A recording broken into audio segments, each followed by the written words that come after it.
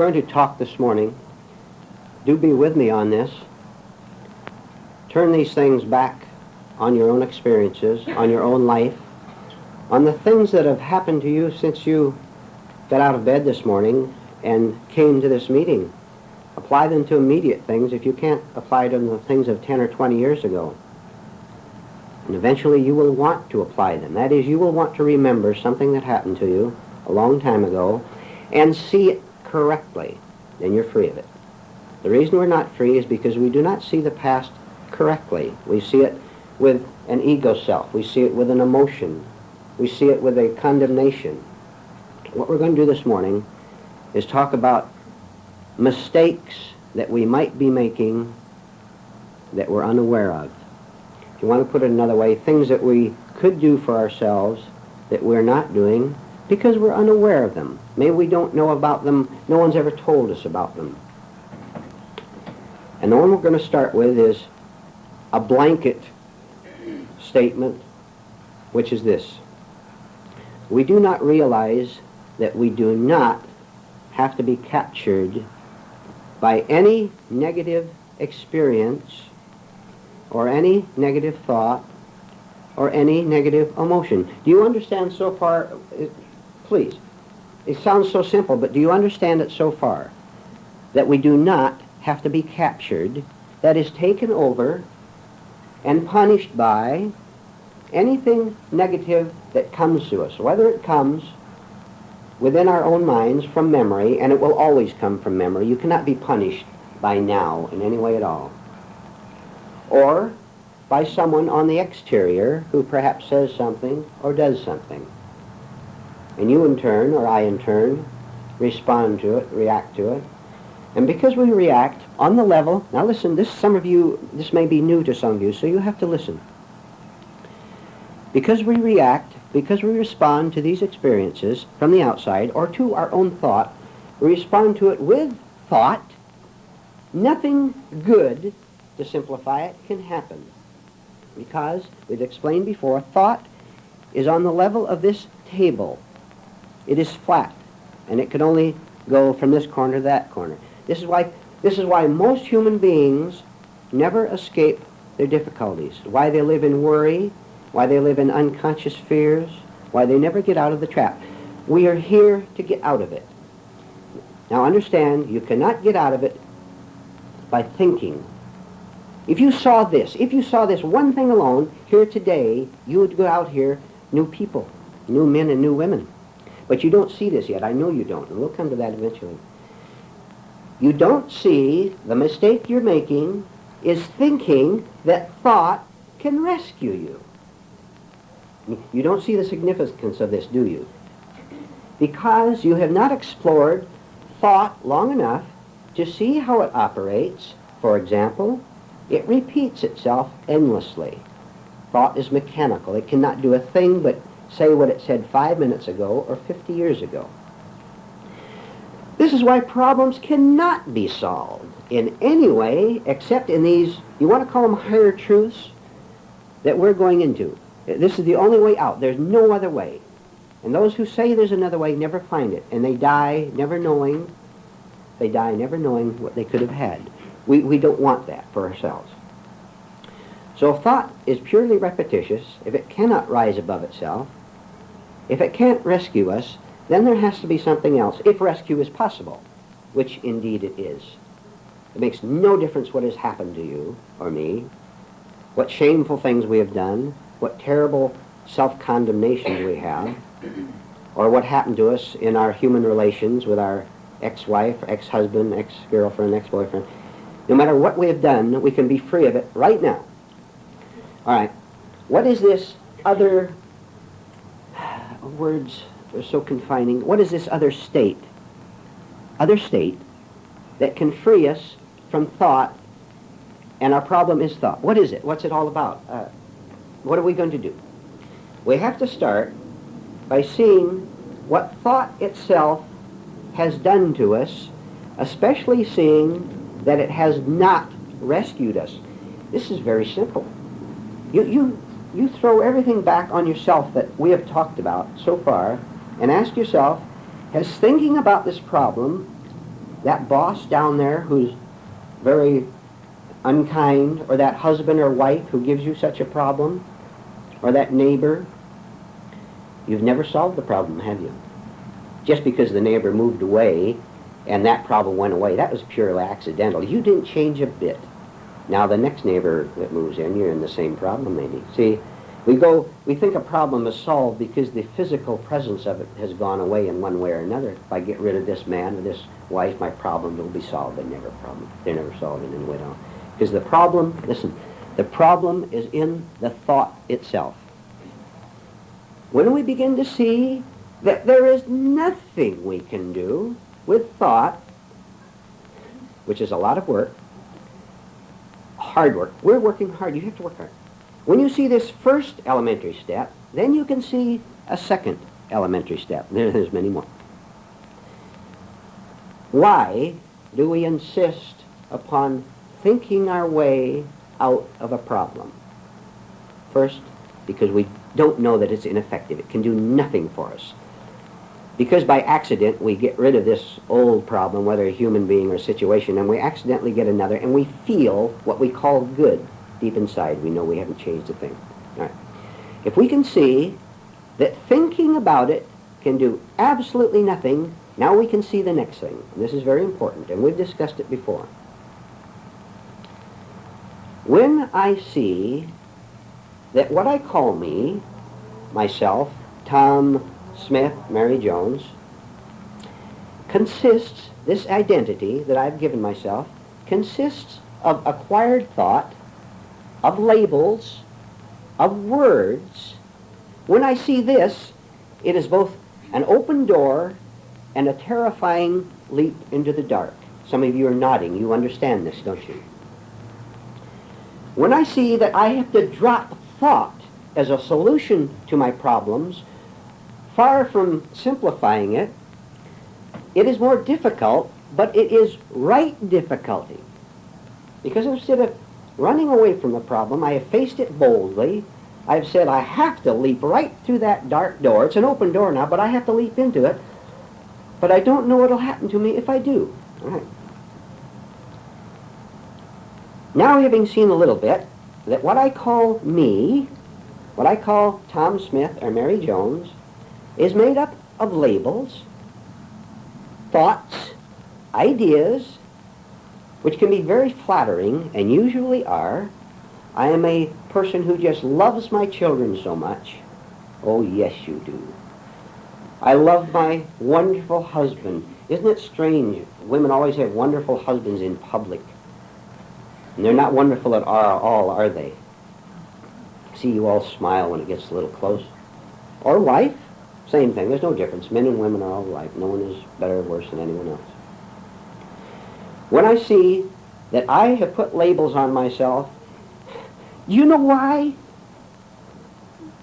See this. I call myself who I am in order to keep up the very torturing pretense that has kept me in hell all my life. One step further. I have taken a step into this dark door of seeing that this is all a phony self, a fictitious self.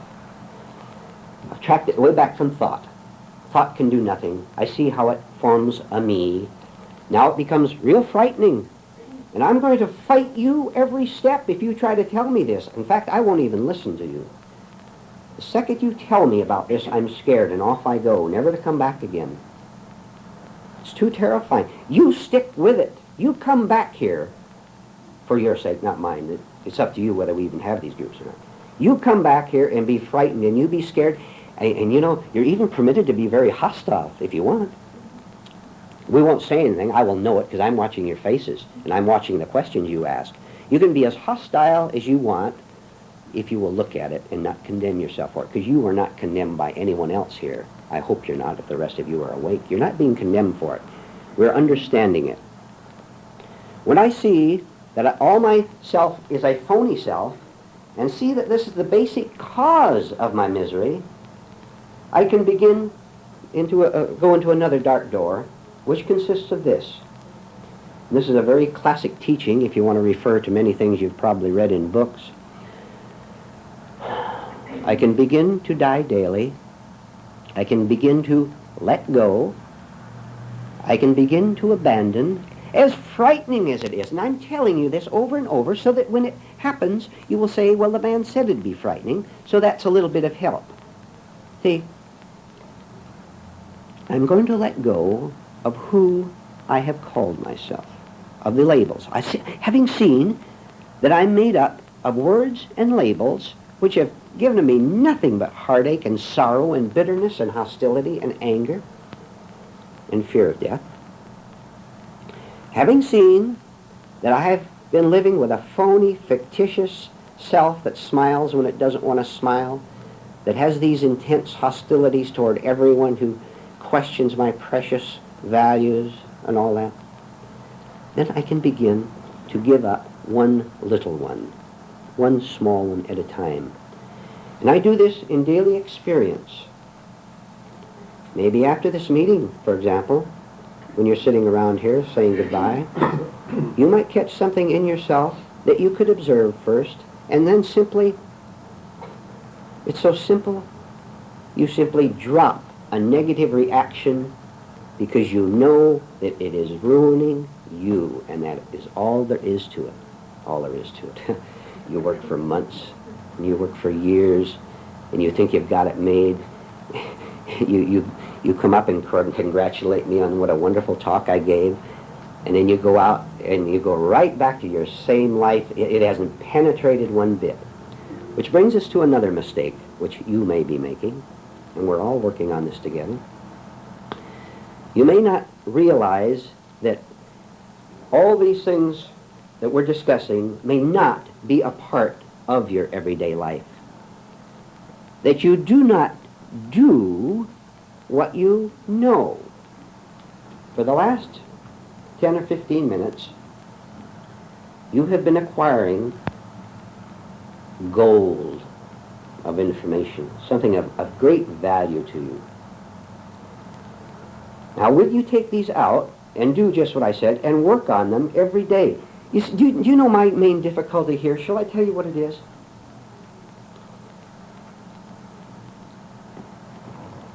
Reaching you just below the point where you will resist what I'm telling you. Because I know it. I'm watching you. Now, I'm not only here, but afterward. And you're watching yourself. It is very difficult to tell many people these things at all, and you can't.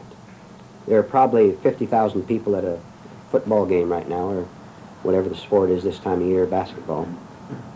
And there are very few of us here because most people don't want it at all. The same thing applies with us here. It is very difficult for me to tell you these things because I know exactly where most of you will resist. And when you resist, because you're afraid to let go, to die to this self, which has been exposed a little bit here, I know you close. And many people go away. Shall I tell you something, a little secret? Many people go away from here very critical. And you know why, don't you? Because this is rough stuff. It is not easy. If you want easy stuff, go to church. You'll be told what you want to hear. And you'll have a lot of fun, and you'll meet lots of new friends. And you'll be given a talk about a travelogue in Palestine, and they'll make some vague connection with religion to make you think it's religious. And you'll go home empty and afraid again. Try to live, I'll put it very simply, try to live what you have heard. This is your responsibility. We're only here for an hour and a half. You have to take these with you. May I ask, have any of you been working during the last time we have been here, just a raise of hand if you want, on these things on yourself? Have you been doing some of these things? I'll tell you something. If you glimpse this, if you see it, I don't see how on earth you can go out of here without saying, thank heaven I've found it. And nothing matters but to apply it, to work at it. I am sick and tired of being scared and lying about it and saying that I know what I'm talking about and pretending to others that I'm brave. We've said many times you have to get very tired before you can find the right way, because vanity stands in the way if we're not sufficiently tired. Then we can begin to use our daily experiences. I've told you, the best friends you have are upsetting experiences, people who make it rough on you. Be very grateful to unkind people, to stupid people. Look, there are stupid people, let's admit it. And we, of course, at the same time we see it in them, we look back on ourselves. Do use it every day. The more shock you have, the better you have. Up in our little 3-person Boulder City group, we say that, we emphasize to ourselves that unless we're making it very rough on each other, we're not working at all. If we're simply going to come together and talk nicely and flatter each other subtly, we're not doing a thing for ourselves. And so we give each other all the time little minor shocks, as much as we can bear at a time. You remember in the New Testament something was said about, there are many things I could give you, but ye cannot as yet bear them. We're here to be destroyed so that we might live for the first time. Let's also see, we may be making a mistake regarding the law of, shall we call it, cause and effect. If I am in trouble in any way at all, whether it's a minor disappointment or a very sharp shock, I and I alone am the pure cause of it, no one else. I will not see this, refer back to what was said at the beginning, please. I will not see this until I first see that thought always divides itself into 2 parts. We've covered this, haven't we? If I have a disappointment or a shock, an unwanted experience, the first and only reaction of a person who does not understand these things, which is most human beings, is to explode against you, the government, the wife, the husband, the boss. The problem is always outside. For one thing, if I blame you, that enables me to retain my self-images of being a very nice person who never hurts anyone else. And therefore I'm trapped by not seeing that I was the cause of it by my own reaction. If I could first see that I stand all alone on, don't you dare blame anyone for anything, even if he or she was rude or thoughtless or cruel. We're not saying that. They may be very thoughtless out there, and they are. It's a mad world. It is indeed. If you join it, and if you blame it, you are part of it. To see insanity does not mean to see it on the level of conditioned, acquired thought.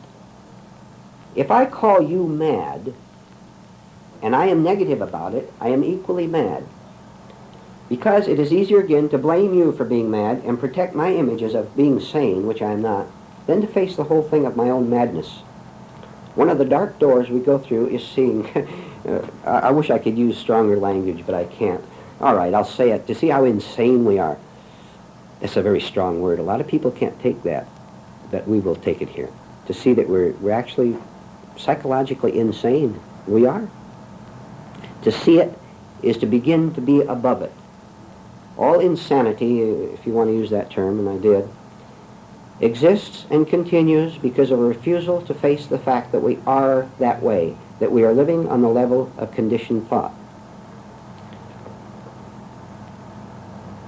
As far as this gentleman is concerned, and this lady, and this lady, and this lady, and this gentleman, and this lady, as far as everyone in this room is concerned, listen very carefully now for the next few minutes. There is only one world. I have one world. This is what it consists of. It consists of what I call me. There are not 2 worlds at all. There's not my world and this lady's world, or this gentleman's world, nor is his world divided from mine. When you see that there's only one world, this will cut off entirely all attempts to blame anyone for anything that has happened to you. Because you see, it's not divided at all. I am the cause of my own effects. I will repeat. I am the cause of my own effects. To see this is the beginning of liberty. But it takes courage because now I can't blame you. If I, not blame, that's not right. If I see there's something wrong with me, what attitude should I have? Let's say that I am emotionally hypocritical. I say one thing to you, and I feel another. Because I want you to like me, I tell you that I like you, and I don't like you at all, I'm using you. But if I have you around, I think it will lower my loneliness, which it won't. I'll just go from one friend to another, one husband or wife to another. If I see that I am the cause of my own loneliness, I can then also see that I was an emotional hypocrite. I was self-divided from myself. What attitude should I have when I see that I do tell these lies with words? I may lie with my facial expression, with a gesture.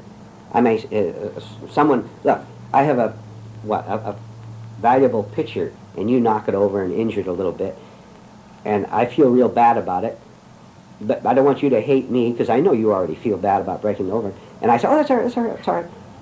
See, that's all wrong. You're lying. That does not mean that you wish it hadn't happened. You handle it consciously, which is an entirely different reaction. But you never make a problem out of it. Don't you see that you don't have to divide yourself by living in thought and making a problem out of anything? In the first place, you're identified with that vase.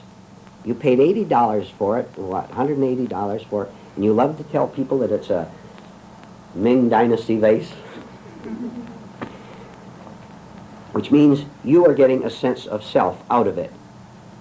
Eventually, you may still want the vase, but you won't divide yourself because of it.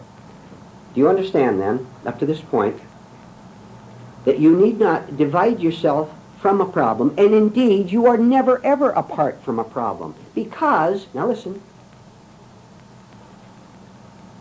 I am my problem, and there is no other. If I were to stop right there, what else would happen? What other attitudes would I have to have? Never again would I ever point an accusing finger at anybody else for anything. I would understand instead, for example, I am in trouble with a certain human relation in my life. You name it if you want. Because 10 years ago, or 20, 30 years ago, or half hour ago, because I did not understand these things I was talking about, when I met you, whenever it was, I was a very confused human being. What was I? I was lonely. I was afraid. I wanted someone to talk to. I wanted someone to make a good impression upon, so that this good impression would in turn make me feel good. I had all these things wrong with me, but I didn't know it. I really didn't know that there was something seriously wrong with me. First place, no one ever told me this, because my parents were just as afraid as I am, right?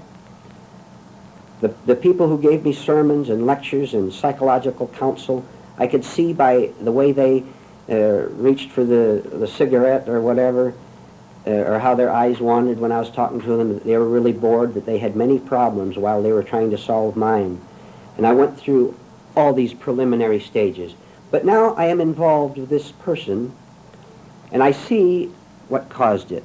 You can never betray me at all. I can only betray myself because of my lack of self-information. Information about my own lost condition. All right? Now I will give you some very good news. This is all good news, you understand. There's no such thing as bad news here.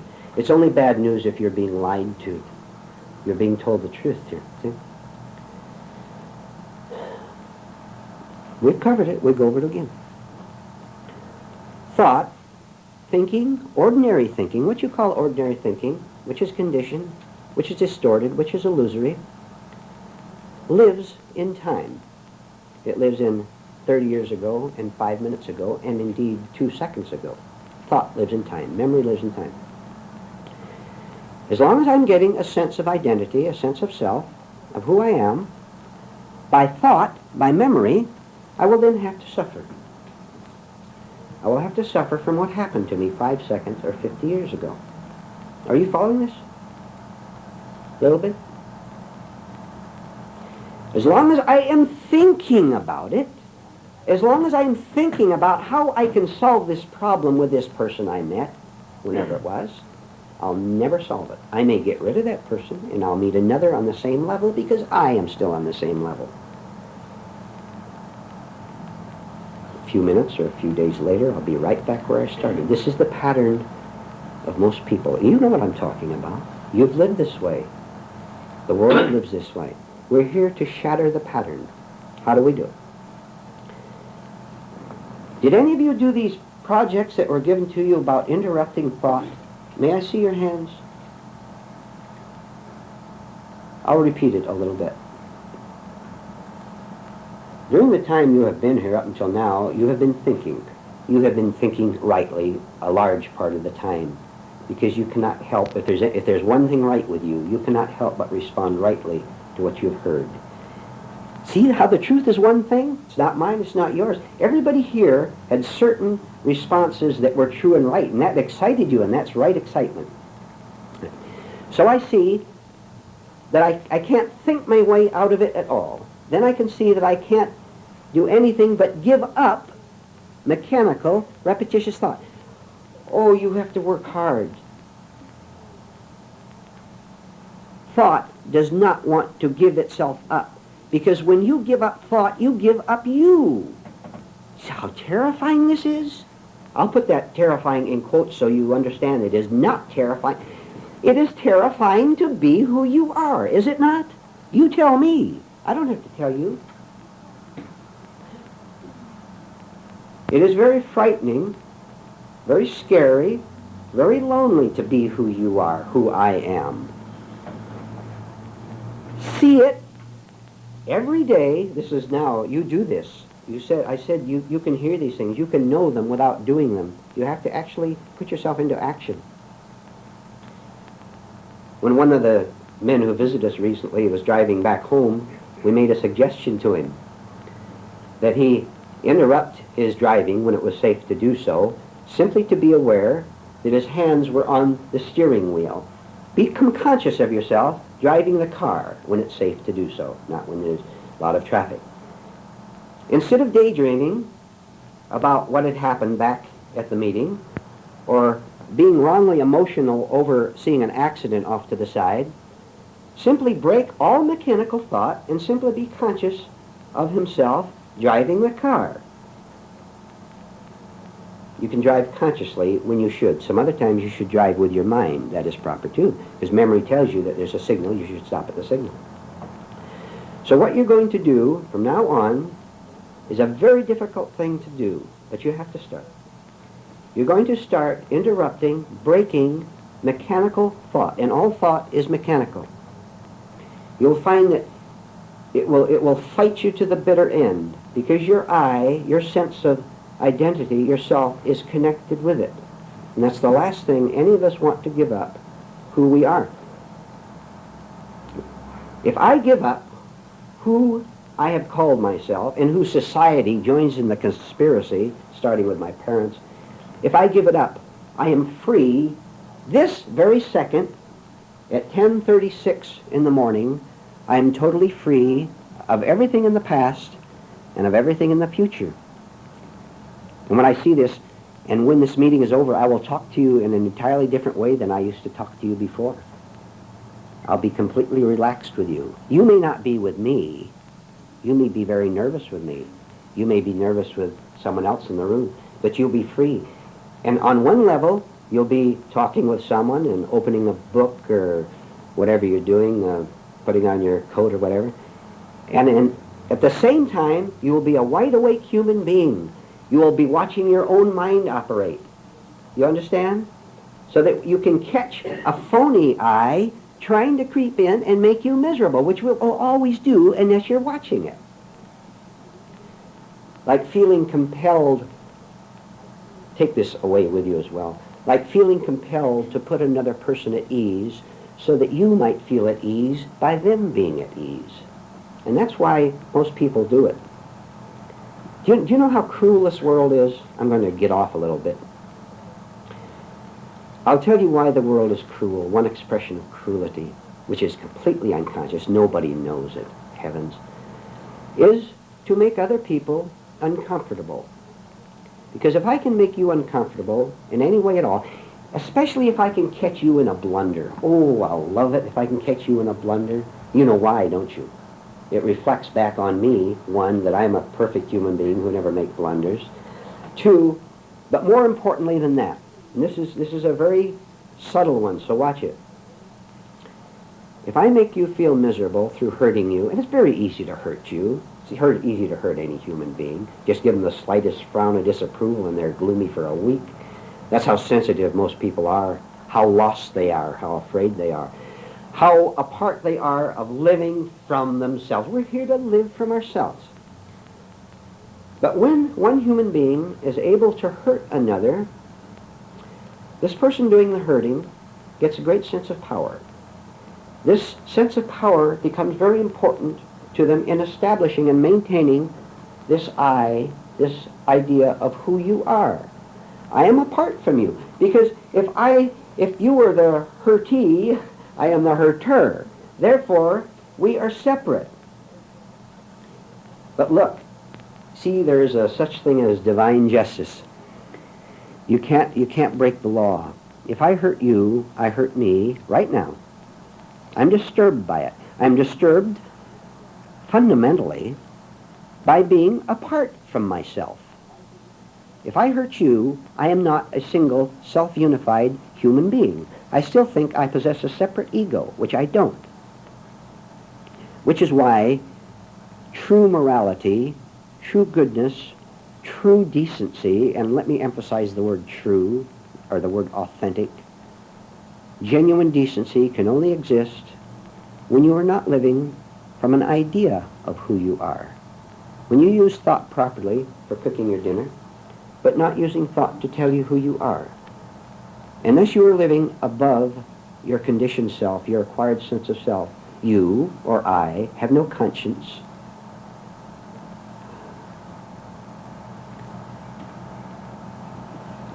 Do you want to pay the price? Ask this. Do you want to pay the price? Or are you tired of paying the price? If you're tired, then what I just said will help you. And you can say, I don't want to go on in this way of getting up grouchy in the morning and resenting the fact that I have to go to work at 8 o'clock.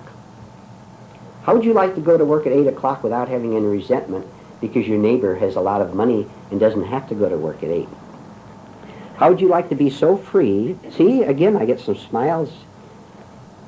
How would you like to be so free that you never compare yourself with any other human being whom you think is more fortunate than you? All these things we're talking about will enable you to do this. How much time do we have left? Another 10 minutes. Another 10 minutes, right. Will you take a new look at the phrase self-responsibility and self-reliance? And regardless of what comes to you, from now on, you will respond on the proper level of thinking. This is thinking now. This is thought, and there's proper thought. You will say, I am not going to torture myself anymore by getting angry at what happened to me. You don't believe me at all, because you don't see how angry you have been in the last 10 days. Or do you? Say, I am not going to torture myself by being an angry human being anymore. Because when I was a boy and I saw how angry my father was, and my mother, and how angry nice people got all the time and lied about it, I thought that anger was necessary. I thought it was right. And because it became so hardened in my mind that to be hostile and angry was necessary in this world, I myself took on the negative mechanical habit of responding in anger to anything that displeased me. Now I've heard something at a talk I went to or in a book I read. I've heard it said that I am destroying myself. And you know, that makes a lot of sense because I sense that I am destroying myself. Therefore, could it be possible that my father and my mother and that very nice uncle whom I admired, and I saw what problems he had beneath his jokes at the Thanksgiving Day party, is it just possible that I don't have to repeat this pattern, that I can break out of the whole thing? If you've sensed this much, hooray for you. Start to say, I'm going to be responsible for my own thinking, for my own responses, and not think what other people told me was right. You understand? I'm not going to simply follow what they said. You may, sitting in this room, you may be quite unconscious of how you are living from 30 years ago. And if you have problems of any kind at all, you are. If you have internal difficulties, I'm not talking about exterior ones. We're talking here strictly about the interior, because then the outside then becomes no problem at all. I'm no problem to myself if I'm not. You are not a problem to me. No circumstances are. Death is not a problem to me unless I'm a problem to myself. Death of any kind, of what I have called myself. So when something happens to me from now on, I'm going to say, I am going to first be responsible for what? For what? Listen. For my response to it. Because this is what I'm going to have. I'm going to have a reaction, am I not? And I'm going to look and see what this reaction is. Would you shut up for me? Would you? Having seen that my responses are self-destructive, and if they're negative they are, that they're hurting me, and this is the way I've lived 30, 40 years, that's very humiliating, isn't it? If you're not humiliated, you're not working. You have to be shocked by what you see in yourself. All right. First you're humiliated. Then you say, all right, as a next step, I understand that once I see that I've been an angry, hostile person, that I lie about practically everything, not necessarily about my age, but about more important things, that I tell lies all the time, I understand that my next step is not to condemn myself for it. You see that if you condemn, you're on the level of mechanical morality, and you're still on thought. When I confess to the preacher, to you, what a horrible sinner I am a pure egotist. Do you understand? Who's the center of attention? Big sinner me. And then, after that, I play another trick on myself and say, thank God I'm saved. I'm no longer a sinner. I don't want to say certain things, but you can follow along with me. You watch television. You've been in these things. I'm no longer a sinner, but now I'm a child of God. And oh, what a cruel, ruthless human being I am. And I never see it all my life. I never see how vicious I am toward fellow believers, how hateful I am toward you. See, what a trick I've played on myself. Having seen how awful I am, my egotism is the last thing that'll die. So it puts on another mask of being a saint, of being a good person. And so 50,000 or 1,000,000 of us good Christians now get together and declare war on the other Christians in the other country. And in the name of God and Christ, we kill each other and we make each other miserable and provide all sorts of heartaches. You understand? It is so difficult to go beyond this type of egotism where you simply shift your mask that most human beings do not make it. Don't expect anyone to change. You have to change, and then you'll have no questions or problems with whether they change or not. They're not going to. Don't expect them to. And don't talk to them about it. You get yourself straight, then you'll never know who to talk about. So thought is out because consciousness, awareness, understanding is not on the level of thought, and therefore has no condemnation for what I see in myself. To think of how awful I was of what I did, and what I did may quite well have been an awful thing to do, and was to that other person. I'm no longer going to condemn myself, because by condemning, by being ashamed, I hang on to me. Then the me will take another mask. We have to give the whole thing up by understanding that thought cannot do it. Thinking about it cannot do a thing. Then I can go on to being above thought and simply understanding. Then, when I don't exist as a separate ego, then and then only do I have a conscience. Then I don't tell lies anymore. I don't have to tell lies. Why do I have to lie about anything anymore? Think of the relief that this will give you to no longer feel one thing and say another. Think of what a relief it is not to have to defend yourself against anything. This is what freedom is. To not be anybody so that there's nobody to defend. This is what is known as being born again. This is what is known as being free. This is what is known as being a sane human being. And this is what we're after. All right, Juan, that'll be enough.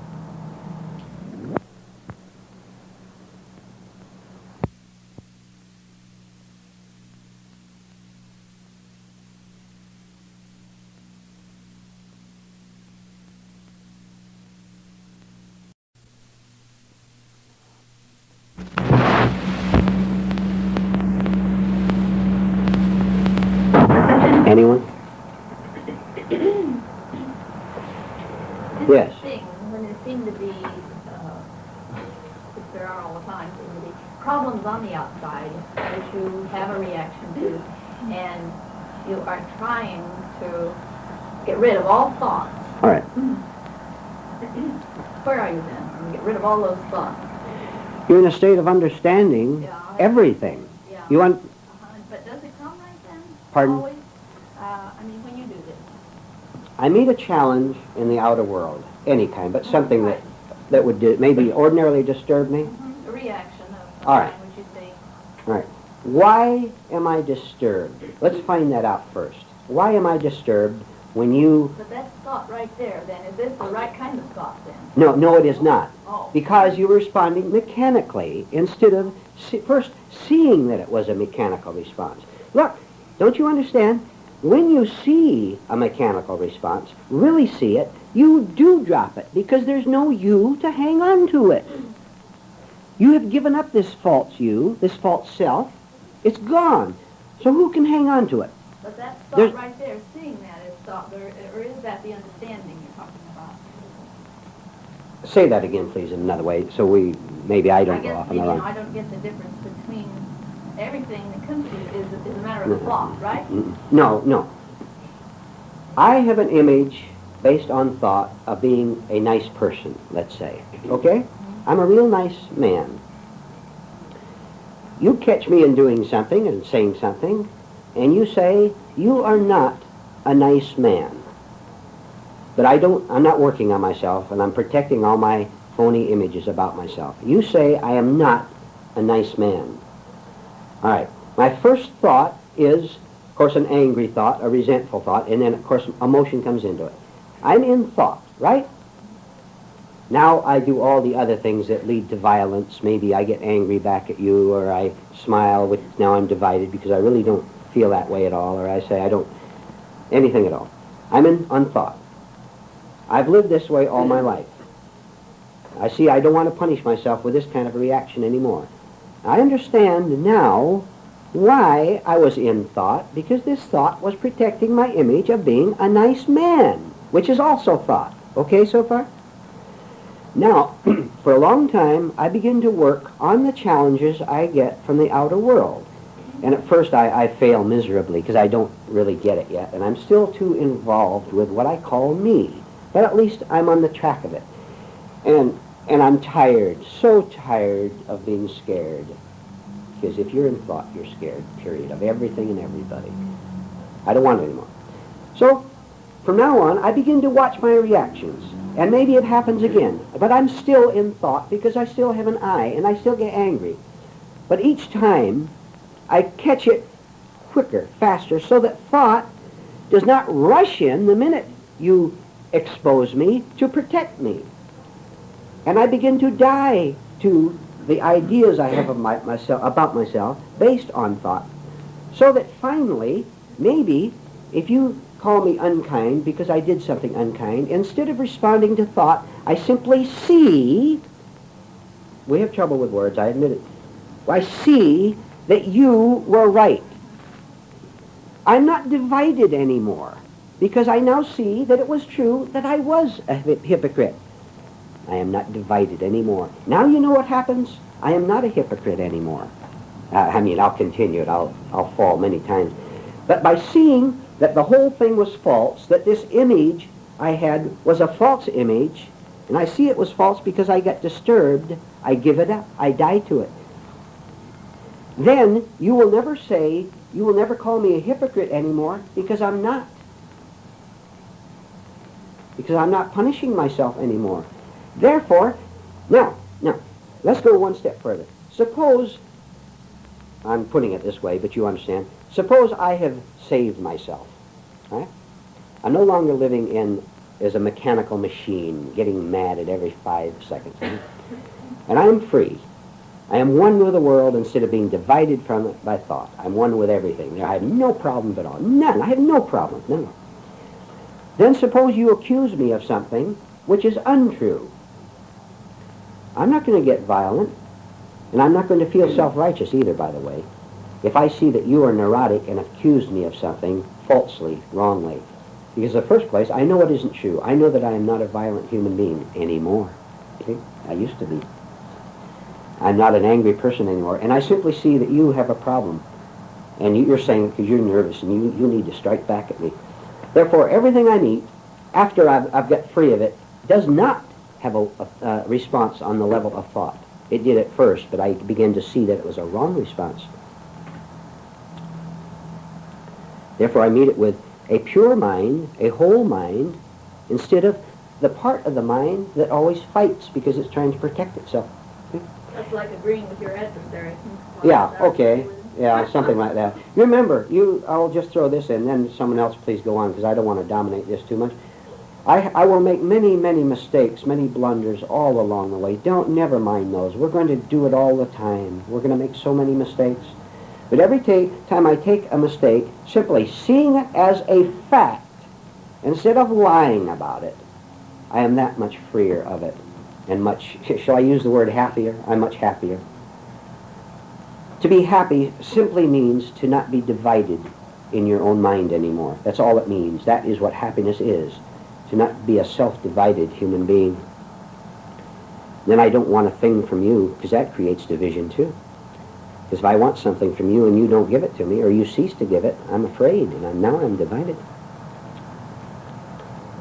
You can live any way you want. And if you want to be in my life, fine. If you don't, fine. What's the problem? I don't see any problem. Anyone, please. Going back to Ruth's question here about thought. Suppose I have an image of being generous, and I see that I'm envious. Envious. Right. Okay. So as soon as I see that, it's painful. All right. So a thought comes in and says, you shouldn't be like that. So it's still the same thing. Same thing. Right. Yeah. Did you understand that? Huh? This is one thought. This is two sick people in a hospital trying to cure each other. See? Both on the level of thought. Let's to answer that in one way. We could answer it. Remember we discussed the nature of thought itself, how it operates, which is briefly like this. A thought will come to your mind. All right? It came to your mind. The nature of thought is to flow, to go into the mind, pass across it, and go out again. And as long as this happens, we don't have a problem. We don't identify with the thought.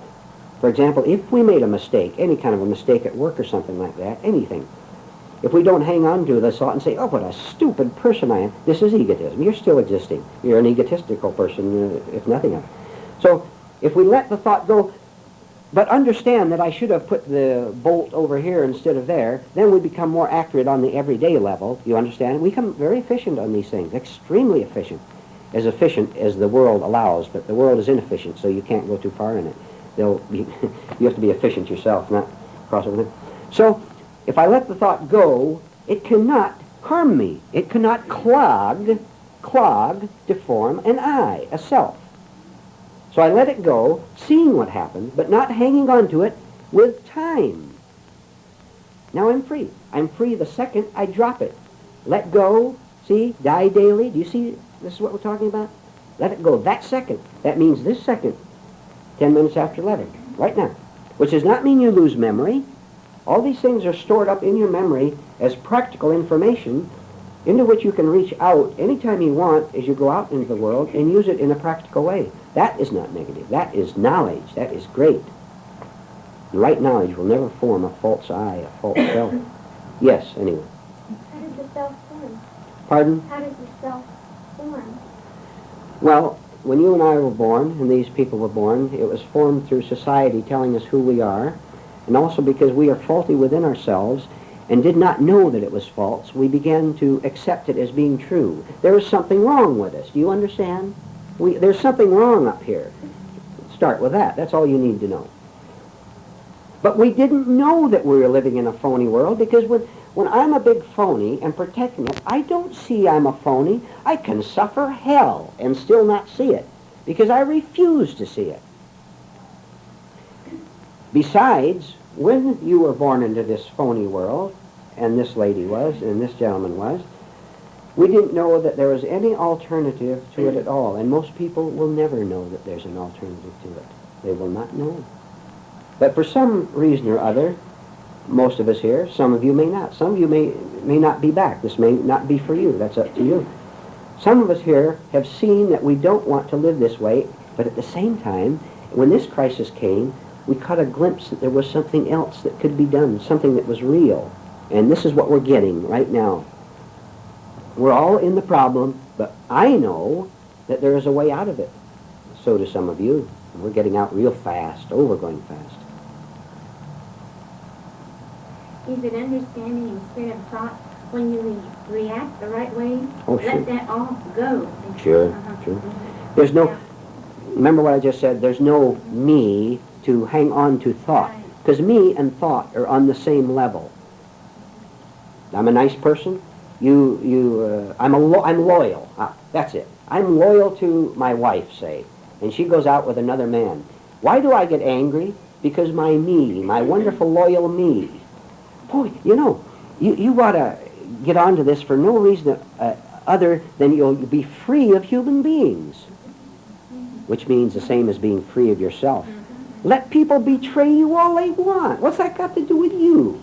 See, when you're not there, how can you be hurt?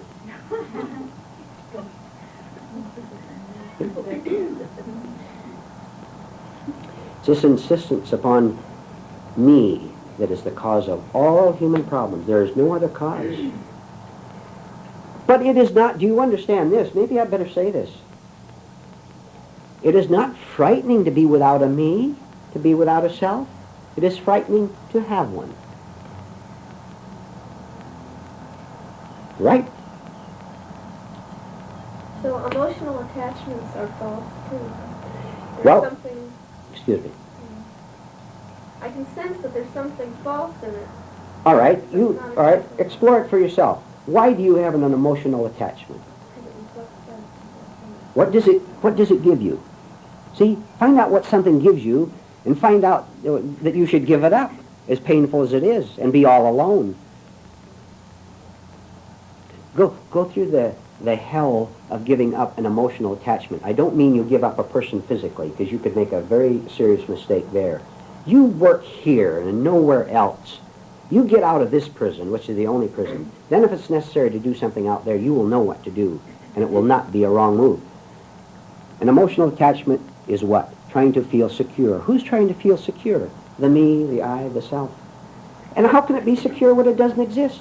You're feeding a non-existent horse, and it'll take all your money and all your time and all your energy, and it won't even give you a single ride.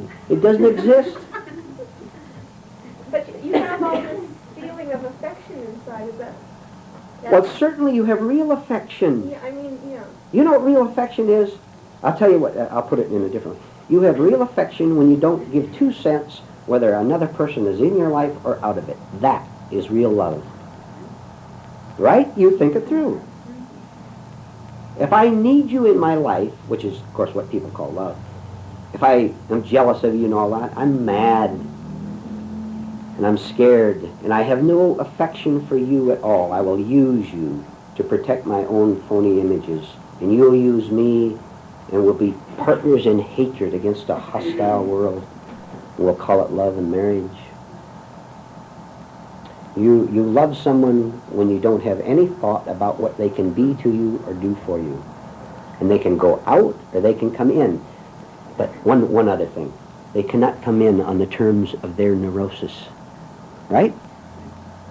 When you are free, you will not allow a sick person to intrude into your life. It may be physically, but it'll certainly be psychologically.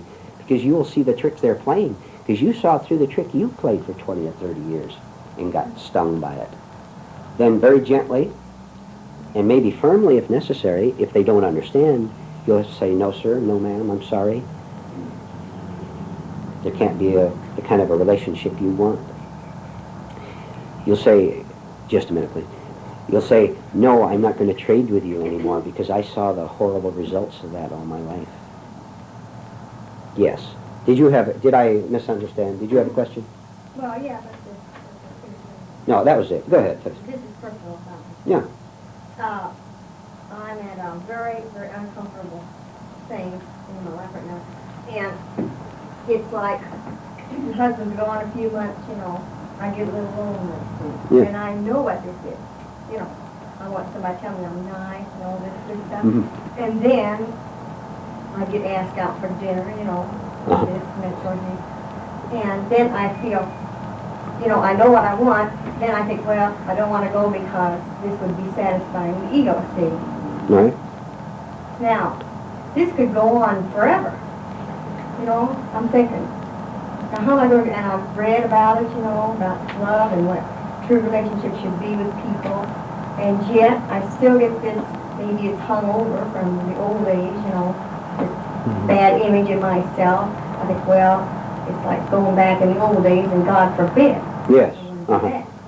So, how do we go, or how do I go forward and get rid of this feeling? Because, all right. like you just answered my question, I thought about it, and that's nothing.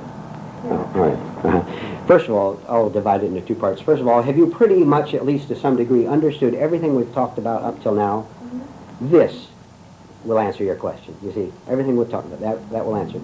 But now, let's pick out of that the word loneliness. And I'll apply this to everything we've talked about. If you are lonely, what is involved in loneliness? Many things. When you're lonely, you're afraid, are you not? Why do you feel lonely? Because you're divided from yourself. And you still think in this division that Tom or Mary can reduce this loneliness, or going out to dinner or whatever you do to escape your loneliness. You think it can do something for you. And the trouble is, it's a very clever escape, because you do get excited by going out to the dance or to the party or whatever you do, and you get an excitement, and this excitement fools you. And all it really does is cover up the loneliness, and when you come home, you're lonely again. Loneliness exists on the level of divided thought. You say, I am lonely, therefore if, and that if is the danger. If you didn't say, if you said, I am lonely, period, you would see it, you would understand it, you would understand its falsity, and you would not try to escape from it, because you see there is no escape from who. How can you escape from, can you run away from your own body? See, put it that way. I can't run away from this body, I am it. So you are loneliness itself, so there's nothing you can do but see the whole thing. When you see it, loneliness collapses of itself, because it was an illusory state to begin with. You apply everything you've heard this morning to what you mentioned. That is the answer. Yes. Mr. Howard, loneliness did collapse for me, but I don't know that I approached it in your way. I finally saw it as a time to have a good look at myself. And if this was the only times that I could look at myself were what I used to call lonely times. So consequently, it seemed to evaporate, because I needed this time to take a good look at me. Do you follow what I'm saying? Yeah. Oh. So is that, I didn't call it an illusory state, actually. I guess, although in reality it was. I don't know. It was. I don't know what reasoning I used in my words. Well, you brought another element in, which is fine, just fine. Loneliness is an illusory state. It means you're thinking. And that kind of thought is divided thought and therefore negative thought. What you're saying is that you, if I have this correctly, that you used your state of loneliness to study it? Well, yes, I had to look at it, and then suddenly it dropped away because I found that these were the only times that I could be with me alone. You know what I mean? Maybe it's what some would call solitude. It's a time that I could work on not thinking and this sort of thing. I'll tell you what. I'll tell you when you won't be lonely anymore. When there's no such thing as a difference between being all alone and being in a crowd of 50 people. When the thought of lonely is not in your mind, either at home alone or with the other people. And if you are lonely, it will be in your mind when you're with the other people. Way back, it's covered up for now. You have to go above the word lonely. You know, if you're thinking about whether you're happy or not, you are unhappy. When you're happy, you're not thinking about it at all. There's no need to think about it because you are above thought about happiness. But we have to start using thought properly. You understand? So a person, someone might say, well, I don't know whether I'm happy or not. You're miserable. Because you haven't understood that thought cannot be happy. It has its right process, but it can't give you happiness. The thought that when you get this person in your life that you'll be happy, that's thought, and it's illusion. But by all means, when you're in any negative state, stay right with it and watch what is happening to you. It'll collapse. It's the beauty of it. You'll see the whole thing collapse right in front of your eyes, which means it won't be on your mind anymore. Anything you're thinking about as a problem is still a problem to you, and you'll never solve it on that level. You name the problem. Alcoholism, loneliness, wondering whether you're going to make a good impression. As long as you're thinking about it, you're in trouble right now. When you cease to think about it because you're no longer protecting a false eye, you're free of it. Then go to the party if you want, or stay home if you want. See, you can do what you want to do. Before, you were compelled to go or stay home. You were under compulsion of false thought. Now you're free. You can go or come. You can walk in and out. No problem. And this applies to your everyday affairs as well. You can have a very severe business reversal, and if you are a free human being, it will be as of nothing to you. Which does not mean you don't handle it intelligently on the everyday level. If your business needs something to increase it, why, do whatever you normally do that's honest and so on. But there's never any problem because there's no ego connected with, I must be a successful businessman. In other words, you correct it, but you don't let it get to you. You correct it on the everyday level if necessary, because we have many things to do on the everyday level. But it does not reflect back on an eye because there's no eye there anymore. There's no one to get hurt. There's no one standing here, right? Is there anyone standing here? Nobody. Can you throw a rock at this nobody? You can throw a rock. Who's it's going to hit? It's not going to hit anybody. There's no one there. This is what happens. There's no one there. Which does not mean you cease to exist. You're still here. Very often people laugh when I say that because this is what you've been thinking about way in the back of your mind. But I won't exist because you're still thinking that this precious you that you've identified with must continue. It never was born, except an illusion. You were never born. That's why you don't die. He identified you. See the opposites here, life and death? You were never born as you think you were. You were conditioned. Society told you who you were, which was all phony, and which caused all the fights and the masquerades that you see. But we've seen through it. We're not going to live that way anymore. No. All right, anyone? We'll take a few more minutes. Is that all right? Take a few minutes. That was our work project for last time, was to say one with your negative emotions or your negative thoughts, you know, like loneliness, not to try to escape from it.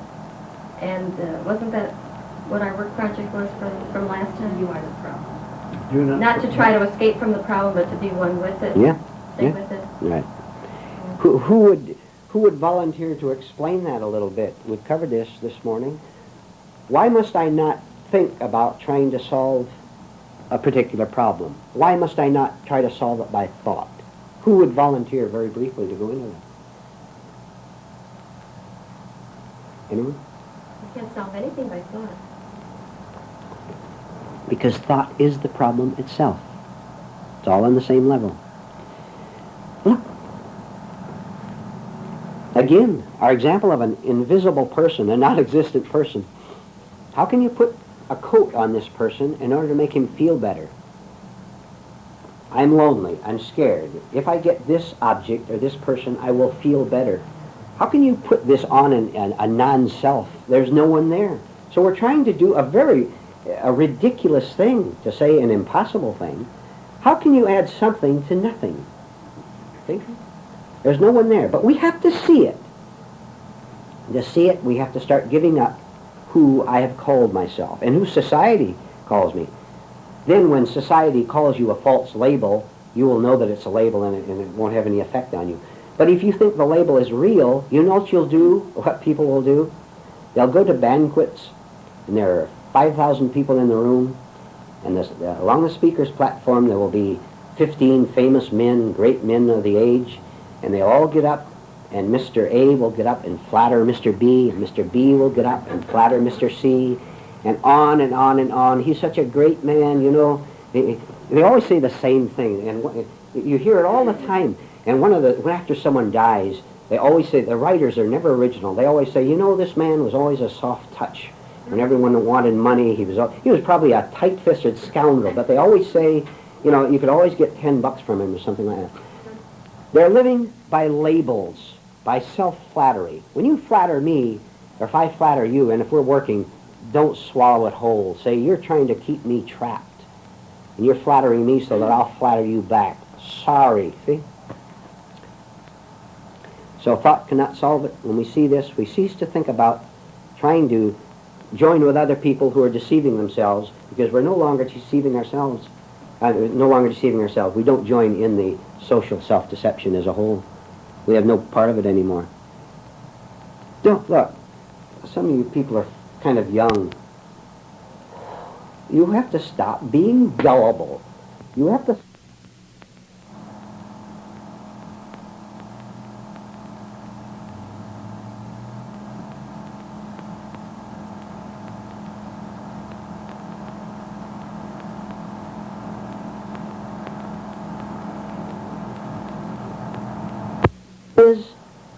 You're so gullible. Oh, you're gullible. And it's your fault. All right. We fell into the trap. We're getting out of it. Let's take one more, then we'll stop, if there is one more. Or two more, maybe. I'd like to know how a person achieves an identity if all the thoughts from the outside world are fleeting thoughts. Are fleeting... If they pass through. How does a person achieve an identity?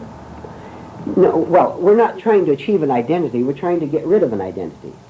Now, all right. The lady is saying, if I'm not Mr. A, who am I? See? The very attempt to get rid... Yes, see. If I get rid of A, then I must be B. No. You're not B at all, and you're not C, D, F. Cease to ask who you are. Don't ask. Now, I know why this happens.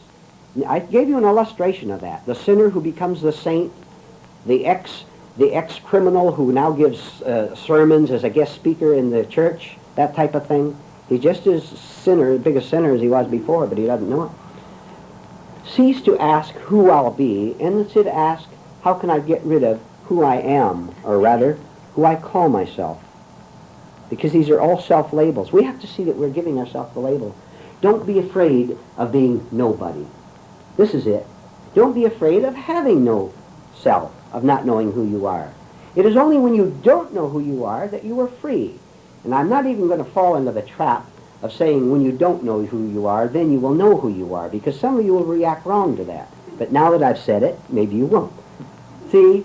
Yes. I think her question was, how do we get this identity? Isn't that what you meant?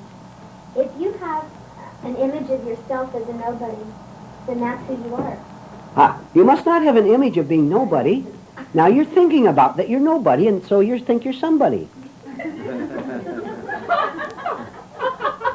That's clear to you now, though, isn't it? I'm new to this. If I think I am nobody, I am still thinking, therefore I think I am somebody. I've told you before, try to get a good example of this. This is why you should beware of a humble person. They're the most vain, egotistical people around. That's an image. I am humble. If I think I am humble, I think I exist. Look what a great, humble human being I am who can save humanity. I'm still very egotistical. I'm thinking about myself. How simple this will be to you. So simple. One final one, then we will indeed stop.